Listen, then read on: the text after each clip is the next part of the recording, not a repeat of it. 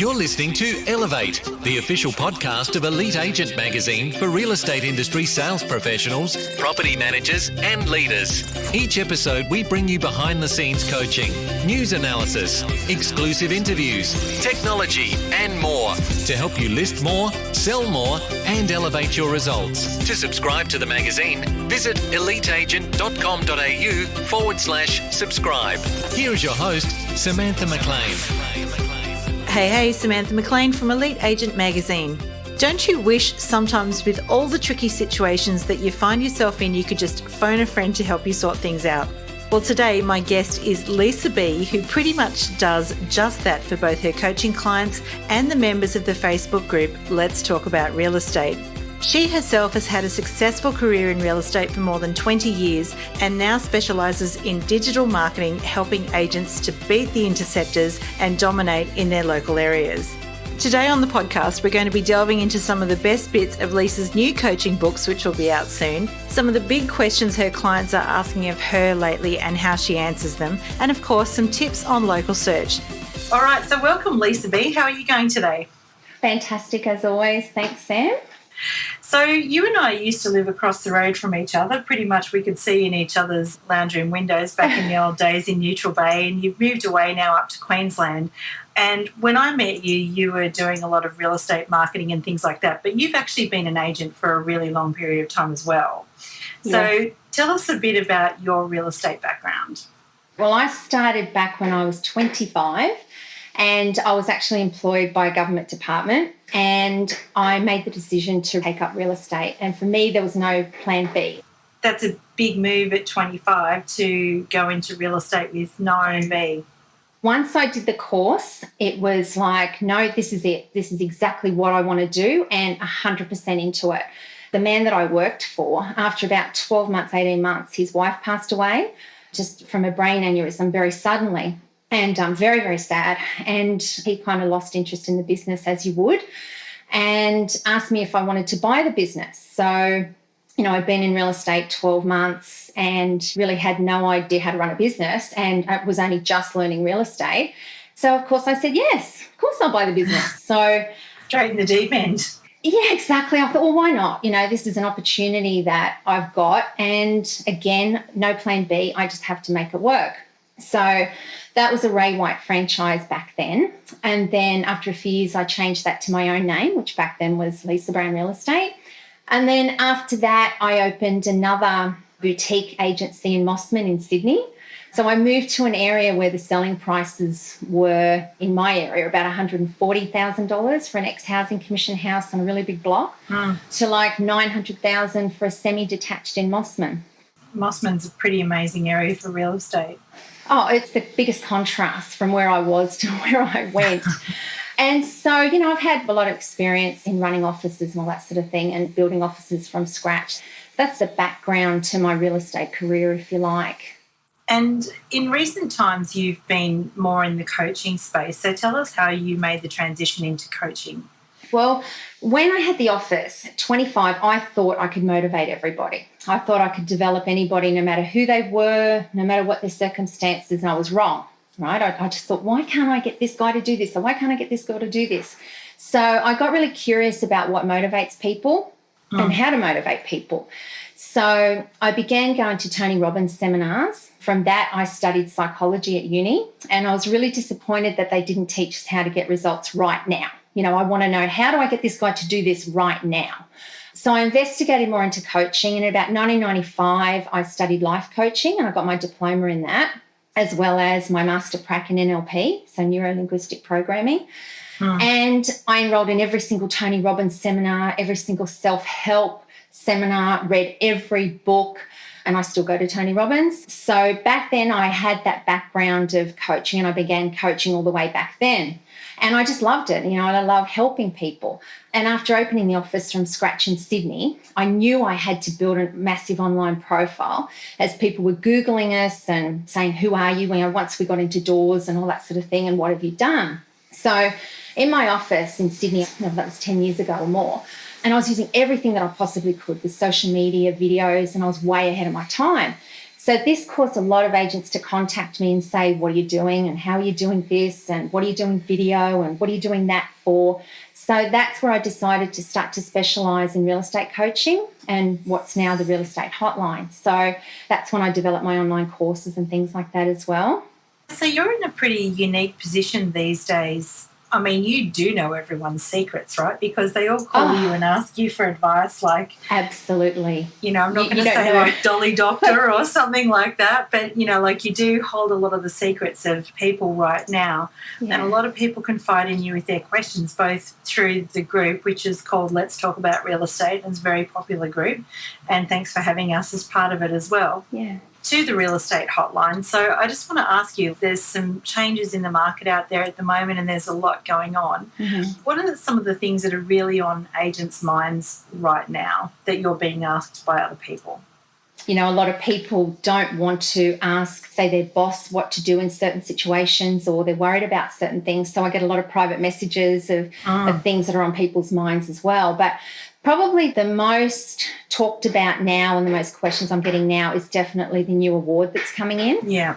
The advice that I'm giving people is to sign up to your forum and put the questions in writing. Yeah. Mainly for the fact that if they're thinking about it, somebody else is too. So it's really, okay, just go to Sam's page, Elite Agents page, and write it in there, because it's something people are very concerned about, and, they don't want to muck up on it. They don't want to have to do back pay and all this sort of thing. They want to make sure they've got it right and be on top of it. And there's so many variables in real estate, the commission only, part-time commission only, and all that sort of thing. So that's a big one at the moment. Another question I get asked a lot is how to beat the competition, how to stand out from the competition. That's a good one. Different competitors are doing different things. So it's like, my competitors started doing this and they're doing that. How do I counteract it? And a lot of it is online as well. My clients have got access to the Real Estate Marketing Academy, my online course. So that sort of goes into that a fair bit. But I've got people that are at different stages of their journey. So there's people that have just come into real estate. There's people that have been in it a long time. There's people that have got a massive online profile. There's people that have got sort of nothing. So it's really assessing where they are now and where they need to get to, what the competition's doing, and how they can counteract it at that time. If they want to build a big presence online and all that sort of thing. And it's also what they're comfortable doing. There's no point in saying, okay, go out and do video marketing, and they're not going to get in front of a video, or they're not going to do it. It's working out what they're comfortable doing. The other question that I'm getting asked a lot now, and this is a sign of the times, is whether people should change offices or change brand. So they're in an office where they're thinking about jumping ship to another office. And this is generally when the market's turning. You find that agents are talking about this, or they're talking about swapping from this brand to this brand, or a boutique agency, an independent to a brand. So that's something that obviously giving advice on that or talking to people about that is really about what their options are, how they feel about it, why they're thinking of going, what they believe they're going to get. And another one is putting partners into the business too. A lot of people are saying, I'm thinking about getting a partner and stuff like that. So if they're performing, how else can they get the outcome that they want? Just really seeing what's right for them. That's an interesting question at the moment, actually. And one that I wouldn't sort of mind a bit of a view on is the question between independent and brands. We sort of see that it's still about 50-50 out there at the moment. Yeah. 50% independents and 50% brands. What's your view at the moment? Are you better off being with a brand in today's market? As I said, Sam, I think it's really a personal choice and what you believe in. I'm very biased because I loved having my own name, my own brand, my own flexibility, my own control. I found it was a lot easier having my own name as my own real estate office. And I just thought for the franchise fees that I pay, 7 or 8% or 10% or whatever the franchise fees are, what can I do for that money to promote my name instead? However, there's lots of my clients that are in franchises that absolutely love it and wouldn't do it any other way. They feel part of a family, and if the franchise is doing it well, they feel part of something, and, they've got their training and all that sort of thing. I think it's really what you believe in, and different franchises are different. They offer different things, different services and all that sort of thing. So I really think it just comes down to what you believe in. If you don't believe in it, you're not going to get the results. If you're your own name or you're a boutique agency and you're starting to question how you're going to get listings, or, if you should be swapping over to a different brand. If your staff are as well, it's going to put that uncertainty in them. So you've got to have the confidence in what you're doing. Yeah, absolutely. That is good advice. So speaking of advice, let me ask you a couple of coaching questions as well, put you on the spot. Yeah. Okay, so if you were starting out in real estate today, what advice would you give a newbie just starting out?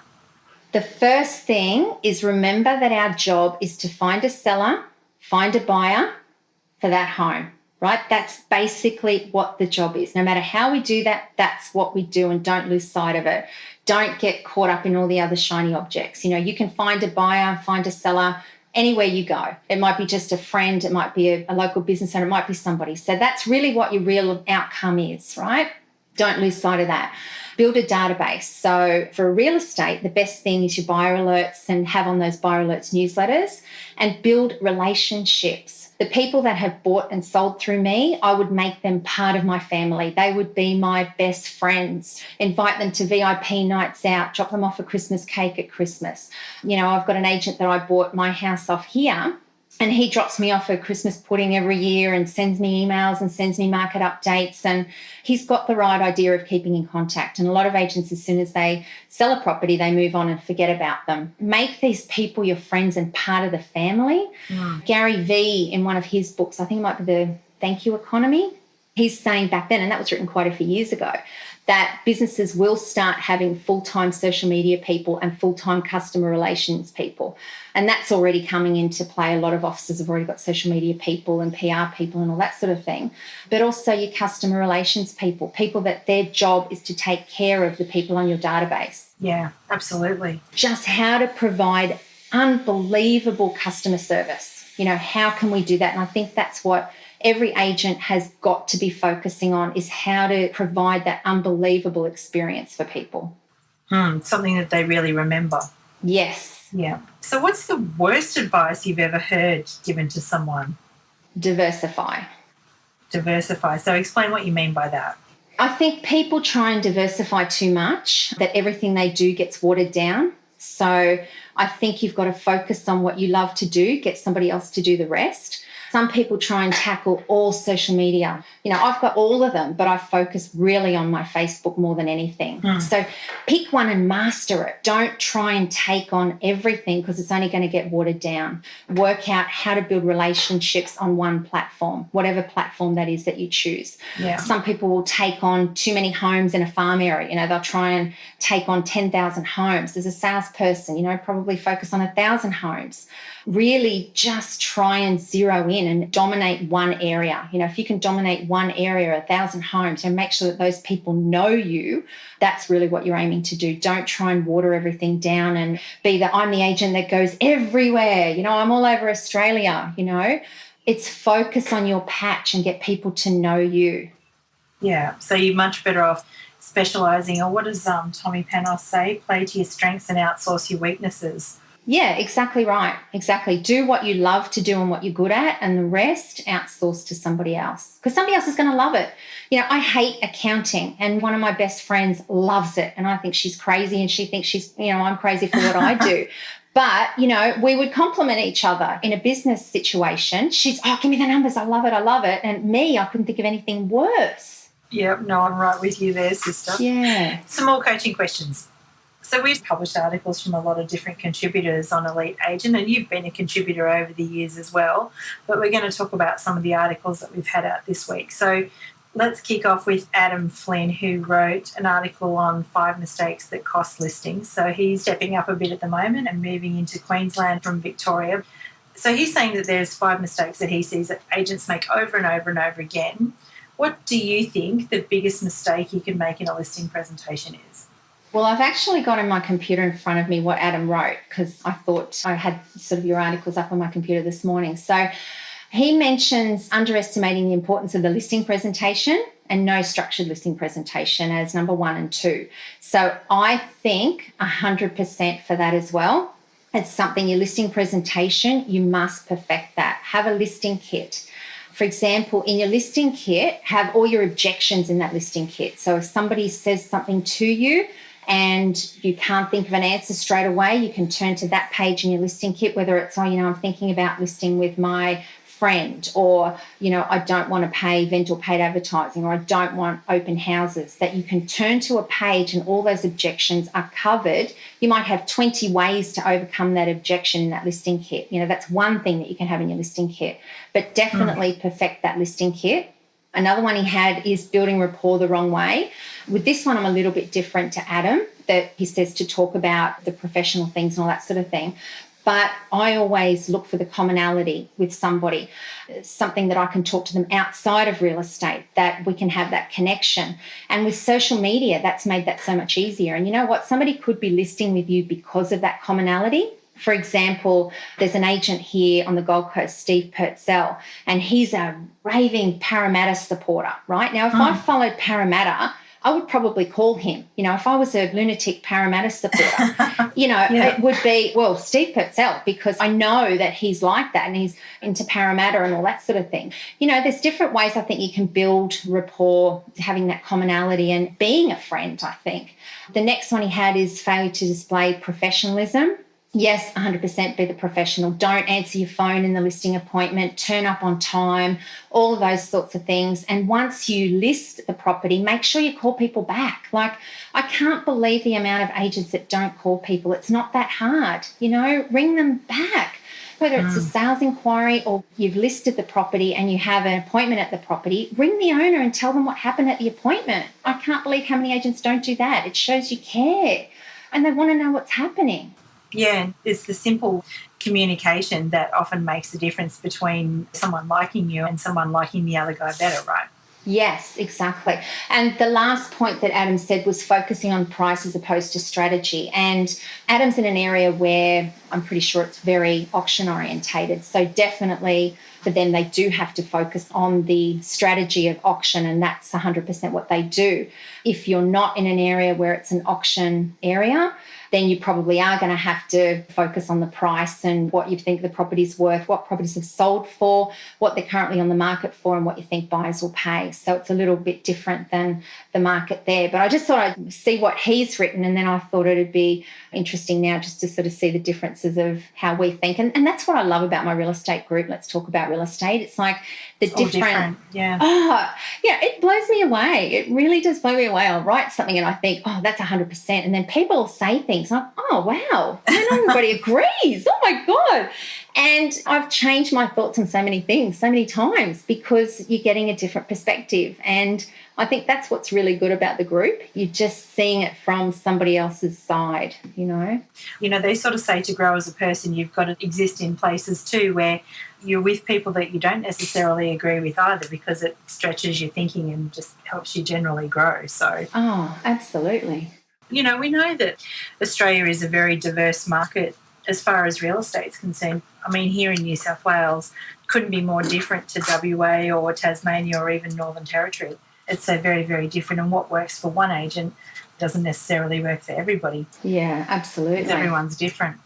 All right, let's move on to the subject of disruption, because I know that's one of our favourites. We've debated this long and hard, you and I. Yes. So Josh Fegan, we published an article by Josh called How to Charge More. So at the moment, as you know, and you're feeling it in the group with competition and people undercutting on fees and everybody sort of not liking the purple people much and all the rest of it.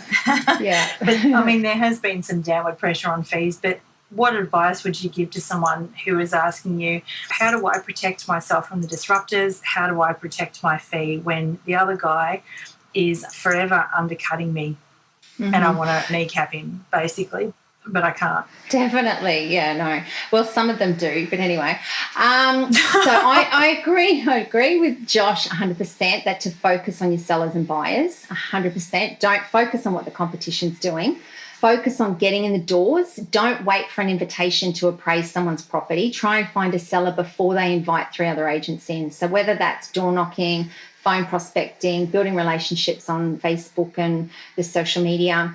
But I think, Social media is so underestimated, and a lot of people aren't seeing the relationships that agents are building.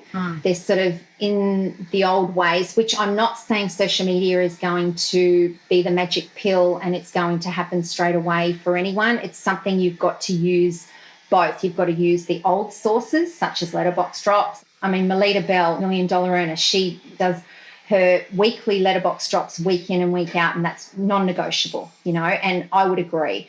Do those things and be seen physically to get in people's hands.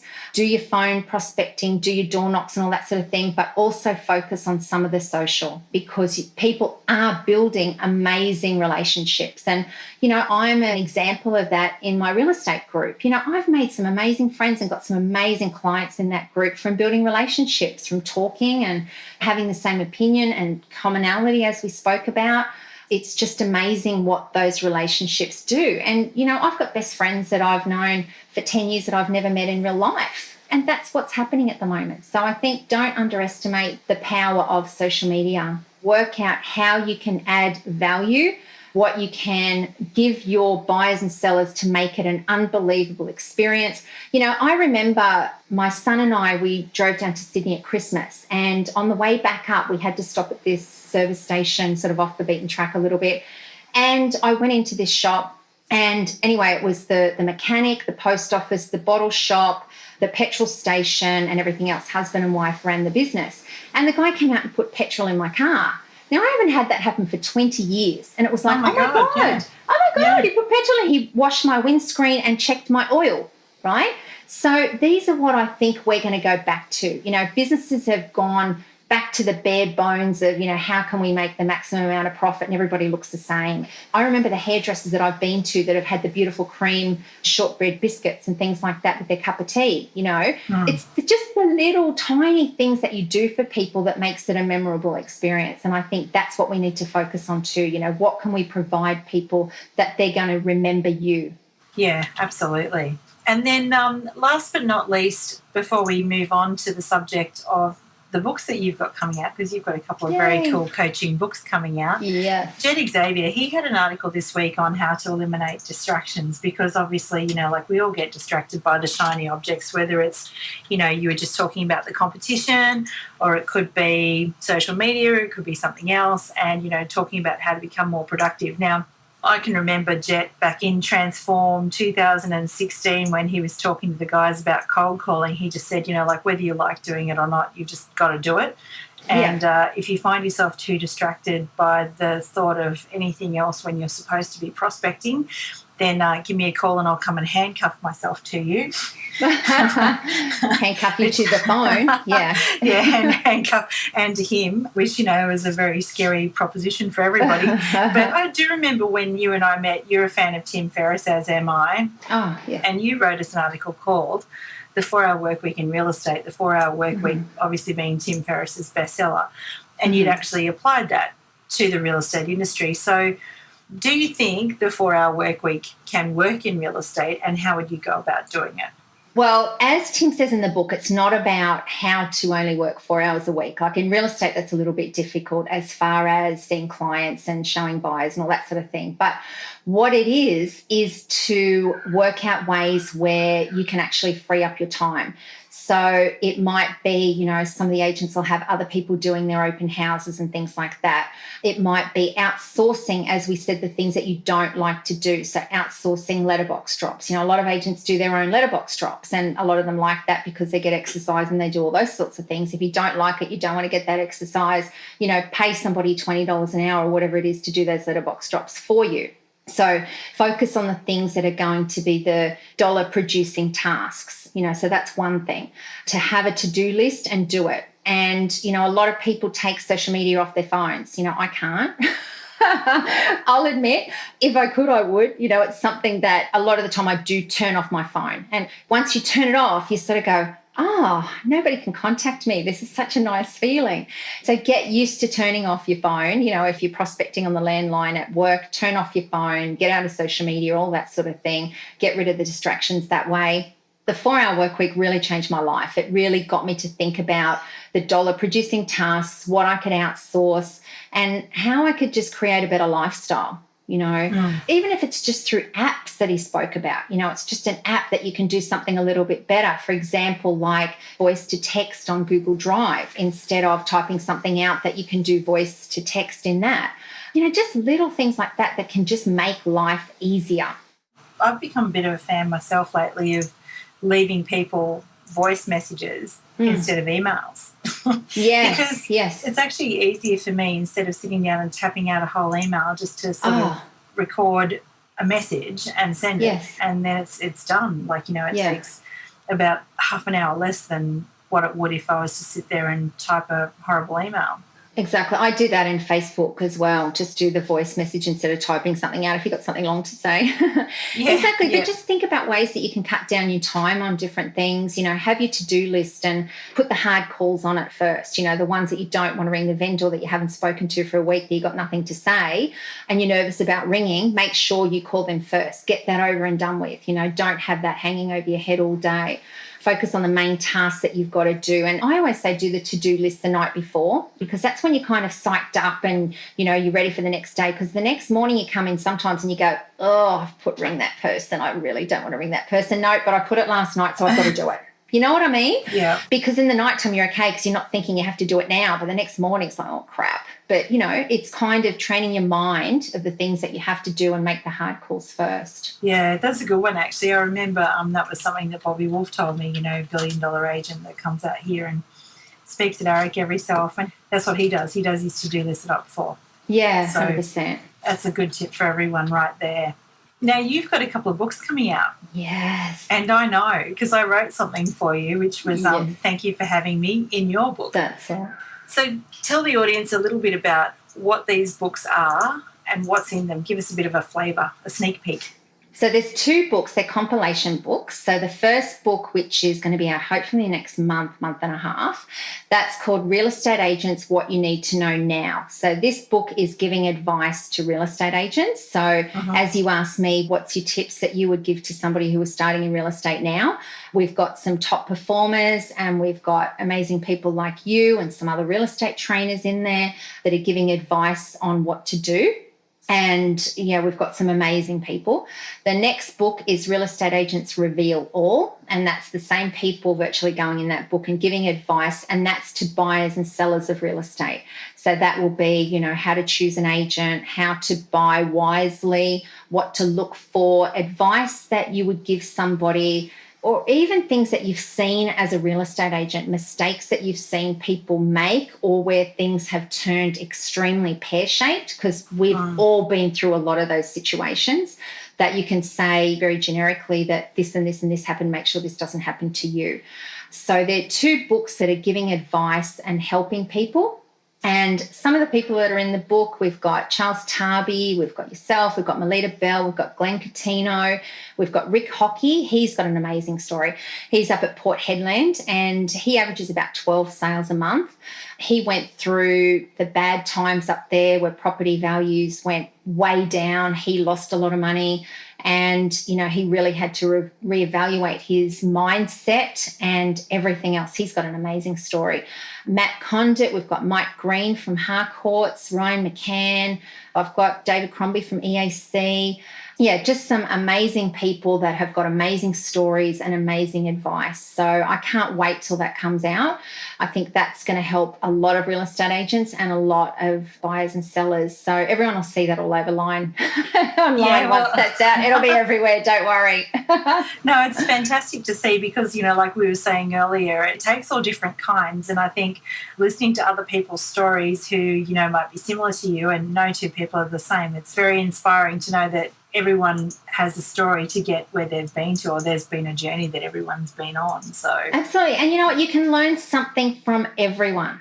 Every single person you meet, I don't care who they are, whether it's what to do, what not to do, you can learn something from everyone. And I think these books are just people that have been in the industry and they know what it's like and giving their advice and their experience and their perspectives. So you're going to be a Transform coach this year. Finally, we've managed to get you into the Transform crew. Yes. And you're going to be talking this year on the topic of beating the interceptors, which is a phrase that I love. Yes. So first of all, tell us how that phrase interceptors came about, because we know who we're talking about here, aren't we? Yeah. So how I came up with that term was I'd search real estate agents. I'd search, one real estate agent's name, and there was all these other websites first. It's like Open Agent, whether it's realestate.com, whether it's domain.com, whether it's whoever. And the actual person that owns that name is on page 2 of Google. And I went, wow, all of these other businesses are intercepting that person's inquiry, okay? And whether that's a person's name or whether it's a suburb, they are interceptors. And it's not only unique to our industry, it's, the airlines, it's the hotels, it's everything. You type a hotel name and it's every other interceptor that comes before the actual hotel. So that's where it came from. It's these people are intercepting our inquiry. Now, how are they intercepting that inquiry? And I won't go in how to do it yet, because that's what we're going to do in Transform. So if you want to know, you've got to join Transform. You don't necessarily have to play their game, right? Because they can throw a whole lot of money at things like AdWords and SEO and things like that, but they still don't have a local address, right? No, that's right. And the way they are the interceptor and the way they've got to where they are is because of their SEO and because they are spending money on Google Ads and all of the paid ads. And now what they're doing is they're also trying to reach it organically. So they're getting agents to put in all this other information, which, they won't have to spend so much money on Google Ads soon. And that's why agents have to get in relatively quickly to get their name back and get their suburb back so that they own it, because otherwise it's going to be harder and harder and harder. That's it. I mean, also, I'm sure you saw the deal that Local Agent Finder did with News Limited. It was a contra equity for ad placements, and that's going to make it a lot easier for them as well. So I guess, look, without giving the game away, it's really agents out there. I mean, what you're saying, as I can gather, is that agents have got to build and own their own platforms and do the right things to help them rank higher their suburb. Exactly. Than the people who are just throwing money at it. Because Google knows everything, right? Yeah, exactly. And Google knows when you're local and all that sort of thing as well. And you do get advantages for being local. And, the thing that real estate agents have to remember too is that you don't have to take on the whole world online. You only have to take on your area.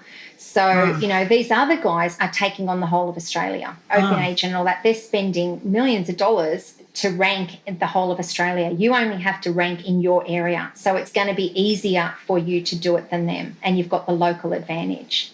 Well, I can't wait for this Transform lesson. I think it's going to be a cracker. I know. I can't wait too. And for your books and everything. And just to round up, so lots going on at the moment. Where can people best find you? In the Facebook group, on the Real Estate Hotline? So give us some details of where people can find you. It's Lisa B, so you can Google me and I'm everywhere. But the best website is therealestatehotline.com.au, and would love to have you at Let's Talk About Real Estate. That's our group on Facebook. And I just love that group. I really do. I just love helping agents and I love giving them a voice. I love just the things that are coming up, the issues that are coming up and the different perspectives and the different questions that people have. Like I remember when I started in real estate, I used to ring an agent. His name was Win Abel, and he worked at an office that was about 5 or 6 kilometres away from me. And he was my hotline. I used to ring him and say, Win, I've got a buyer. What do I do? Win, I've got a seller. What do I do? They won't sell. What do I do? He was my hotline, Yeah. And there was nowhere that I could ask questions. It was like you ordered a book online, you had to wait 10 days for it to be delivered or whatever, or you got into the bookstore, you had to read it.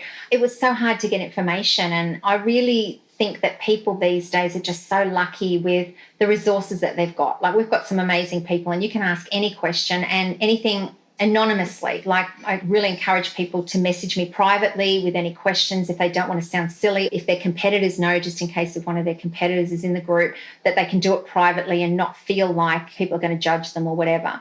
People have just got this amazing resource centre. I think it's amazing. So yeah, join us at Let's Talk About Real Estate. Yeah, it is amazing. So, guys, if you have any questions that you want answered by Lisa, that's the realestatehotline.com.au, or the group on Facebook, Let's Talk About Real Estate. Lisa B, thank you so much for joining us, and I look forward to everything that you've got going on in the next few months. Thank you so much for having me. It's been a real pleasure. To subscribe to the magazine, visit eliteagent.com.au/subscribe.